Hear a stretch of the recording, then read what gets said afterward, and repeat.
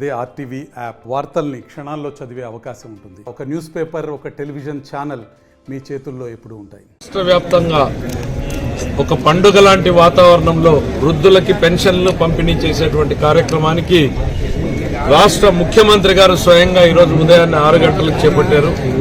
దాంట్లో భాగంగానే వాడలా కూడా తెలుగుదేశం పార్టీ నాయకులు, అధికార యంత్రాంగం, ప్రతి ఒక్కరూ కూడా సమాజ హితం కోరేటువంటి ప్రతి ఒక్కరూ కూడా ఈ కార్యక్రమంలో పాలు పంచుకుంటూ చూస్తూ ఉంటే పండుగ లాంటి వాతావరణంలో సాగుతుంది. ఈ రోజున 3,000 ఉన్నటువంటి పెన్షన్ 4,000 చేయడం, 3 నెలల బకాయి కలిపి మొత్తం 7,000 రూపాయలు ఇవ్వడం జరుగుతుంది. రాష్ట్రం విడిపోయిన తర్వాత జరిగిన నష్టం కన్నా గత 5 ఏళ్లలో జరిగినటువంటి నష్టం, ఆర్థిక అరాచకం చాలా ఎక్కువ.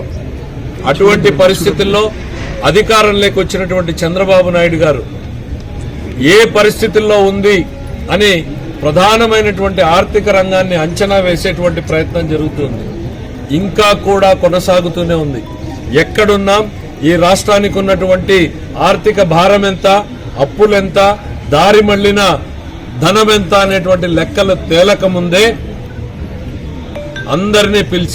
మమ్మల్ని అందరినీ పిలిచి ముఖ్యమంత్రి గారు ఇచ్చినటువంటి ఆదేశాలు ఏంటంటే 1వ తారీఖున మొట్టమొదటిది 6 గంటలకు పంపిణీ జరగాలి అనంటే 29వ తారీఖునే మీరు వృద్ధుల పంపిణీ కోసం రాష్ట్ర వ్యాప్తంగా చెల్లించాల్సినటువంటి 4,400 కోట్ల రూపాయల పైన మీరు ఏర్పాట్లు చేయండి.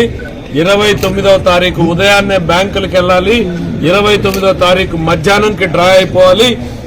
అక్కడి నుంచి 30వ తారీఖున మండల వార్డు వారీగా వాళ్ళు పంపిణీ చేసుకోవాలి. 1వ తారీఖు ఉదయాన్నే పంపిణీ కావాలి.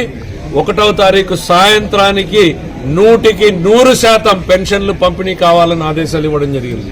ముఖ్యమంత్రి గారి ఆదేశాల ప్రకారం 29న జమ చేయడం, అదే రోజు డ్రా చేయడం, 30వ తేదీన వార్డులకి, సచివాలయాలకి పంపిణీ చేయడం, ఈరోజు ఉదయం 6 గంటలకే ఈ కార్యక్రమానికి శ్రీకారం చుట్టడం జరిగింది.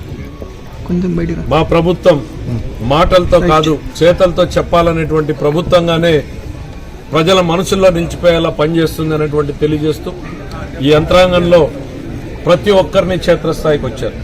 ఈరోజు కలెక్టర్ గారు ఉన్నారు, మరో ఐఏఎస్ అధికారి, మున్సిపల్ కమిషనర్ గారు ఇక్కడ ఉన్నారు. రాష్ట్ర వ్యాప్తంగా అధికార యంత్రాంగం మొత్తం వాడలా తిరుగుతూ ఈ కార్యక్రమాన్ని పర్యవేక్షించడం జరుగుతుంది.